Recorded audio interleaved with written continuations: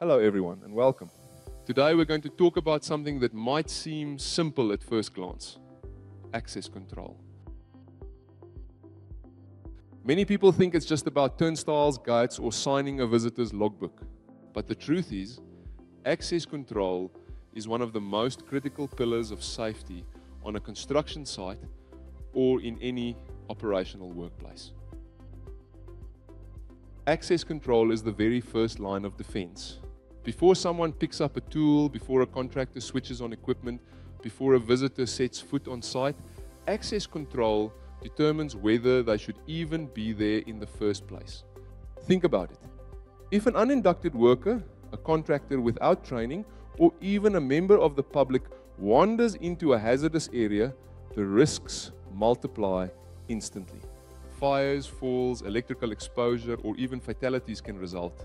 And many real-world incidents have proven this point. Lives have been lost because access wasn't properly controlled. Golden nugget. Access control is not about keeping people out.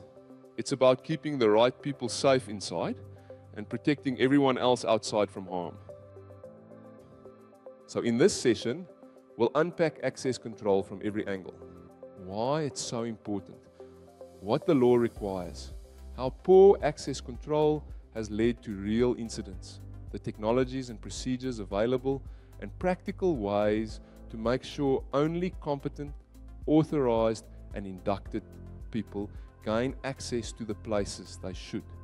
By the end, I want you to see access control not as a box-ticking exercise, but as a life-saving system, one that keeps order, prevents chaos, and protects lives. Safe access and incidents. When we talk about access control, we're not just talking about gates or turnstiles. We're talking about life and death situations. There have been multiple fatal incidents directly linked to poor access control on both construction sites and operational buildings. These incidents highlight a simple truth.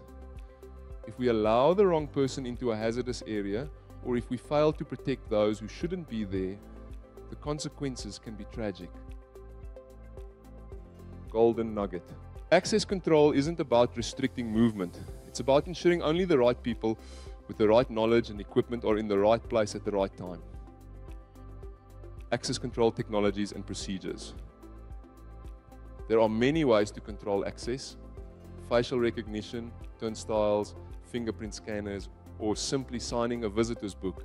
But the question is, do these methods guarantee safety? Access control isn't just about technology. It's about having a clear procedure. Who checks inductions? Who issues permits? Who escorts visitors to the site office? And who ensures radios and communication are available? Technology can assist, but without human responsibility, it becomes a box-ticking exercise. Definition of access control. So what do we mean when we say access control? Access control is a system that ensures only competent, inducted, and authorized persons gain entry to a construction site or high-risk work zone. It's not optional.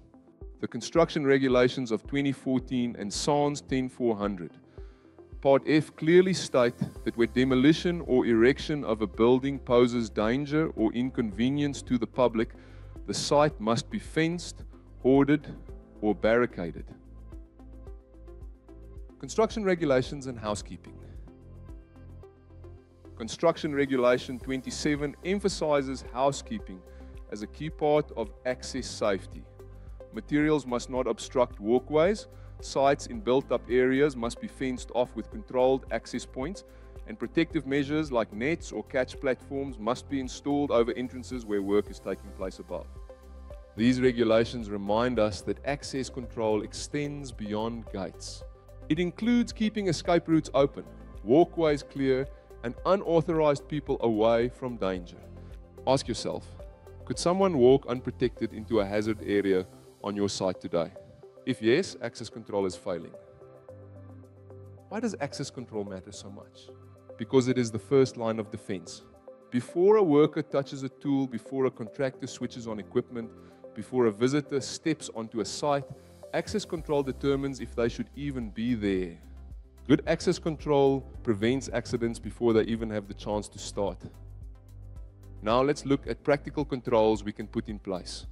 Visitor and delivery logs with clear procedures, signage directing people to report to the site office, gates or turnstiles linked to proof of induction, and PPE checks, permit to work systems for high-risk activities, and emergency plans displayed at entry points. These may seem like small actions, but together they create layers of protection. Zoning and safe movement. Access control also applies to movement within the site. Workers and visitors must be guided safely between zones. Pedestrian walkways should be clearly marked and separated from vehicle routes. Exclusion zones should be enforced around high-risk activities. Fire and emergency escape routes must always remain clear, and scaffolding and other access equipment must only be used if erected and signed off by competent persons.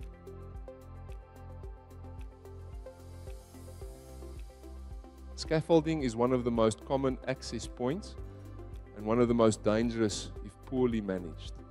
According to SANS 10-085-1-2024, scaffolding must be designed and inspected by competent persons.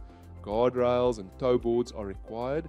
Platforms must be fully boarded with safe internal ladders or stair towers. A daily inspection tag system must be in place, green, amber, red, and fall protection plans must include scaffolding. Golden nugget. A scaffold without a green tag is not access. It's a trap waiting to spring. Temporary work safety. Temporary works like formwork, false work, and edge protection also require strict access control. Temporary works must be designed, checked, and inspected by a temporary works coordinator.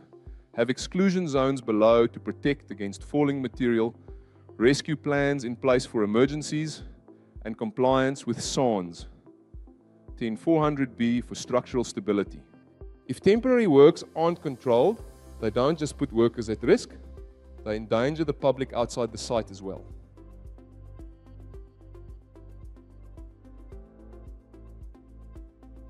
Roof access control. Roof access brings some of the highest risks. Falls from height remain one of the leading causes of fatalities. To control access, a fall protection plan is mandatory, CR10. Only competent, inducted persons may access. Use permanent lifelines, anchors, guardrails, or lifelines. Never work alone. Always have a buddy system. And public exclusion zones or nets below must be in place. Roof access without fall protection isn't work. It's gambling with lives. Temporary electrical installations. Access control isn't just physical barriers. It also applies to electrical safety. Public entrances and fire exits must remain free. Exits must fail open in case of alarms. And access to live electrical areas must be restricted to authorized, competent persons. Electricity doesn't forgive mistakes. Access must keep untrained people out. Shopping center and live building access. Access control in live buildings like malls is especially tricky. Work happens alongside the public tenants and operations. Here are some items to keep in mind. Permit to work is required for hot work, ceiling voids, and roof access. Dust and noise control must be enforced. Work must often be done after hours to reduce risk, and tenants appointing their own contractors without informing management leads to chaos and loss of control. In live buildings, the public becomes part of your access control responsibility. Permit to work. The permit to work system is central to safe access. A permit is not just a piece of paper, it's a risk control tool. A proper PTW includes contractor details, type of work, and risk assessment reference, control measures listed, barriers, fall arrest, lockout, tag out, start and finish validity dates, and signed by management and accepted by contractor supervisors. A permit is a contract of safety. Without it, high-risk work should never begin. Quick safety checklists.